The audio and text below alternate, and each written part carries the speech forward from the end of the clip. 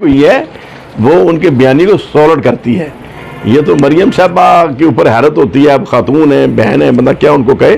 मियाँ नवाज शरीफ साहब की सियासत का बेड़ागर करने वाली मरियम साहबा है। सच बोलने का उन्हें तरीका नहीं आता और झूठ बोलने के बगैर वो रह नहीं सकती। ठीक है ना। तो मतलब मरियम साहबा जो बातें कर रही हैं वो क्या वीडियो लीक हुई है, वो यही कह रहे हैं कि भाई ये चीज़ है और इसको हमने इस्तेमाल करना है और मुल्क का नाम नहीं लेना। तो ठीक है, एक वीक पॉइंट आया तो वो उसको वज़ीर आज़म थे, वो सोच रहे थे हम इसको इस्तेमाल करते हैं कि जी देखो जब अमेरिका जो साजिश कर और ये जो कुछ कर रहे हैं इशारे पे कर रहे हैं। अब ये लोग मोहब्बत कर रहे हैं और उसके विजन को लोग सपोर्ट कर रहे हैं, उसकी उबलवतनी की वजह से, उसकी सच्चाई की वजह से, जुर्रत और बहादुरी की वजह से। वो तो कराची से खैबर तक इमरान खान से एक मोहब्बत का सैलाब है लोगों का। नहीं देखें, ये तो नवाज शरीफ साहब से सवाल करना चाहिए ना कि आप 3 दफ़ा वज़ीर आज़म रहे हैं और आपको भी अपनी अदालतों पर एतमाद नहीं, कि आप अदालतों से भाग गए जवाब देने के बजाय। कि आपने अदालतें क्यों ठीक नहीं की कि आपको इनके ऊपर ट्रस्ट हो। नवाज शरीफ साहब को एतमाद नहीं है, इसहाक डार साहब को एतमाद नहीं है, मरियम साहब को एतमाद नहीं है इन अदालतों के ऊपर, मियाँ शहबाज शरीफ साहब को एतमाद नहीं है। एक जाली उन्होंने दे दिया एफिडेविट और आज स्कूल से वज़ीर आज़म बन गया जाली फ्रॉड वाले एफिडेविट के बाद भी। तो देखिए क्या अब ये मजाक नहीं है। लेकिन मैं तो पूरे अदालती जो हमारा अदालती कल्चर है उसको मैं ठीक नहीं समझता। ना सियासी कल्चर ठीक है, ना हमारा अदालती निज़ाम ठीक है। अदालती निज़ाम के लिए मेरी जो प्रपोज़ल है, कई दफ़ा मैं दोस्तों में दे चुका हूँ, जो डायरेक्ट जजेस भर्ती होते हैं ये नहीं होने चाहिए। जो भी जज आए बतौर सिविल जज आए, वही सिविल जज प्रमोट होकर सेशन जज बने, सेशन जज ही हाई कोर्ट ही सुप्रीम कोर्ट में जाए। जो डायरेक्ट जजेस आ जाते हैं ये नहीं आने चाहिए।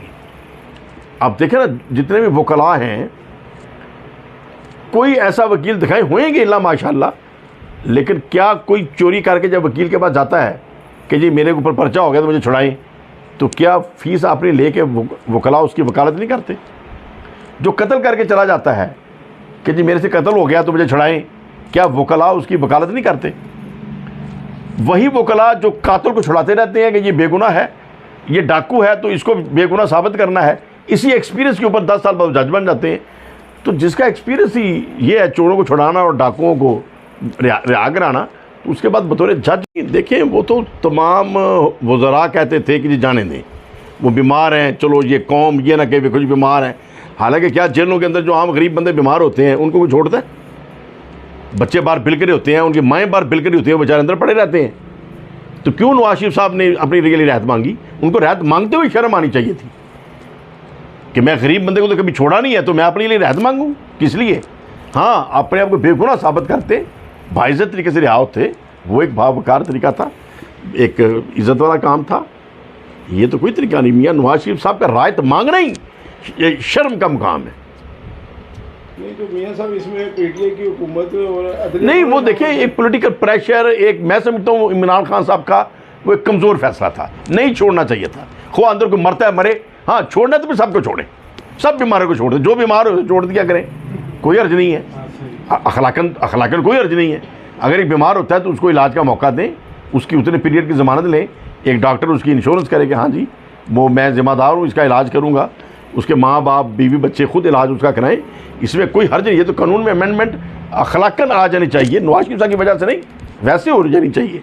लेकिन नवाज शरीफ साहब को तो चाहिए था कि इसके ऊपर जनरल कानून साजी करा देते कि भाई जो भी बीमार हो उसको इलाज अपने बीवी बच्चों के अंदर इंडिपेंडेंट कराने दिया जाए, और जब सेहतमंद हो जाए फिर अपनी साहब पूरी करे। चारों तरफ से एक मीडिया का प्रेशर, सियासतदानों का प्रेशर, एस्टेब्लिशमेंट का प्रेशर, फिर उनके अपने वज़रा भी ये मशवरे दे रहे थे। तो अगरचे उसमें कई मेरे जैसे भी थे जिनका मशवरा ये था जी बिल्कुल ना छोड़ें, नहीं छोड़ना चाहिए। क्यों छोड़ें? हाँ, या तो कानून बदले ना।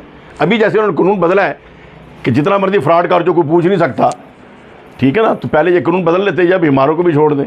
लेकिन अब भी उन्होंने अपने लिए किया है, ठीक है ना, तो कि जो उन्होंने फ्रॉड किया है वो नहीं पूछ सकते। गरीब बंदे को तो आज भी बंदे पकड़ लेते हैं। सब भी धरना दे के बैठे रहे कि महंगाई कम करें। बिलावल साहब कराची से चल पड़े महंगाई के ख़िलाफ़, मरियम साहब इधर से कंटेनर लेके चल पड़ी, महंगाई हो गई थी, ठीक है, महंगाई हो गई थी। तो अब तो ये फिर खुद देख लें उनके क्या किरदार हैं, क्या सोचें हैं, क्या वो बलवतनी है या ज़ाती लालच है। लेकिन मुझे तो हैरत उनके ऊपर तो इसलिए नहीं होती, उनके तो फंसे हुए हैं, लालच है जाती। बंदा जब एक फांसी का फंदा पड़ा हो तो बंदा सोचता है चारों न चार अपने आप को छुड़ाएं, लेकिन जो ताड़ियां मारने वाले हैं महलों के अंदर, हैरत उनके ऊपर होती है कि यार हद हो गई, अकल काम नहीं कर रही। और मैं तो इस सियासी कल्चर के, जब 2002 में मैंने पहली दफ़ा इलेक्शन लड़ा था, मैं उस वक्त से इस सिस्टम के खिलाफ हूँ। अगर इस सिस्टम की वजह से मैं MNA बना, इसी सिस्टम की वजह से मैं ज़िला नाज़िम बना, इसी सिस्टम की वजह से मैं मेंबर सूबाई असम्बली बना, लेकिन मैं 2002 में भी समझता था ये सिस्टम ठीक नहीं है, ये सिस्टम ठीक नहीं है, सिस्टम में इस्लाहात की ज़रूरत है, और इस्लाहात करना कोई मुश्किल काम नहीं है, बड़ा आराम से हो सकता है, ठीक है ना। और उसमें वो लंबी बहस है, फिर वो लंबी चीज़ें, मैं चाहता हूँ कि वो चीज़ें भी और रिकॉर्ड आएँ इंशाल्लाह ताला, उसके ऊपर मेरा ज़हन है। अच्छा, बार जाना उसको मैं फेवर करता हूँ, लेकिन अभी जब जेल के अंदर थे तो एक ढोंग करके फ्रॉड से कि मेरी प्लेटें गिर गई, प्लेटलेट्स गिर गए, एक ड्रामा करके जो अदालतों को चक्कर दे के भागे, ये सरासर नाइंसाफ़ी है और सरासर एक मजाक है हमारे कानून के साथ, हमारे अवाम के साथ, हमारे सियासी कल्चर के साथ। तो बहरहाल फिर इसहाक डार साहब का भाग जाना, अदालतों से फ़रार हो जाना, इश्तिहारी रहना, और फिर इसहाक डार साहब की प्रॉपर्टी भी नीलाम की अदालतों ने उनके इश्तिहारी होने की वजह से। अगर सच्चे थे तो आ जाते, सच्चे थे तो आ जाते।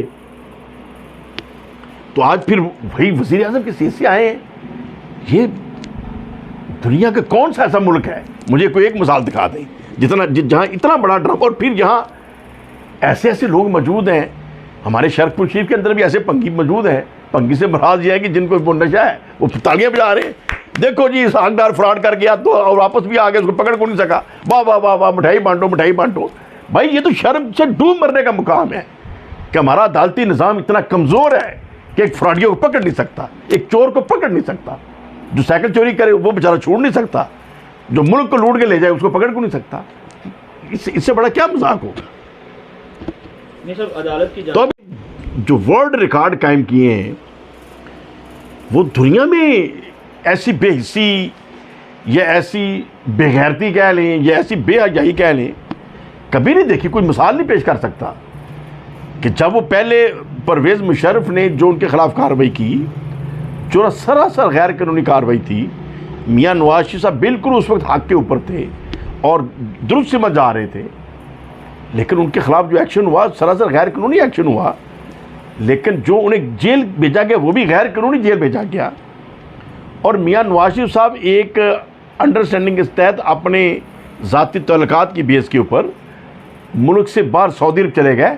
मैं पर्सनली उनके उस एक्ट को भी फेवर करता हूँ, क्यों कि वो एक इनलीगल गिरफ्त में थे, एक बदमाश की गिरफ्त में थे, एक जाबर की गिरफ्त में थे, और एक हाईजैकर आके हमें गिरफ्तार अगर कर ले तो मैं कहूँ नहीं मैंने बैठे रहना है, वो कोई तरीका नहीं है। अगर मैं निकल सकता तो निकलूँ।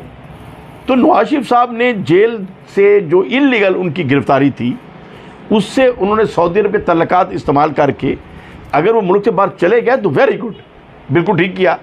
लेकिन मुझे उनसे पहला एतराज़ ये है कि वो झूठ क्यों बोलते रहे मैं मुआहदा करके नहीं आया। सारी दुनिया को कहते 10 साल का मुआहदा लिख कर गए थे और कह देते कि हाँ भाई मेरी मजबूरी थी, मैंने लिख कर दे दिया, गैर कानूनी हिरासत थी, गैर कानूनी हुकूमत थी, तो ठीक है मैं 10 साल के लिख के आ गया हूँ।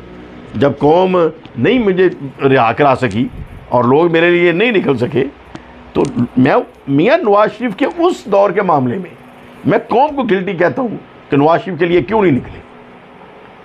लेकिन मियाँ नवाज शरीफ साहब से मेरा इख्तलाफ उस वक्त शुरू हुआ जब उन्होंने झूठ उनके सामने आने शुरू हो गए। वो साफ कहते हैं कि हाँ यार मैं मतलब कि लिख कर आ गया हूँ, फिर खाने काबे के अंदर बैठ के कहते रहे देखो अल्लाह का घर सामने है, मुझे झूठ बोलने की क्या ज़रूरत है, मैंने कोई मुआहदा नहीं किया। तो बाद में सब चीज़ सामने आ गई, तो कितनी ये कमज़ोर बात है। लेकिन बने हुए हैं ये किसी तौर भी को काबिल तारीफ़ सूरत हाल तो नहीं है, नहायत तशवीशनाक सूरत हाल है और हर बंदा परेशान है, हत्ता कि जो ये हालात पैदा करने वाले हैं वो ख़ुद भी परेशान हैं। इसका वाहद हल वो जनरल इंतखाबात हैं।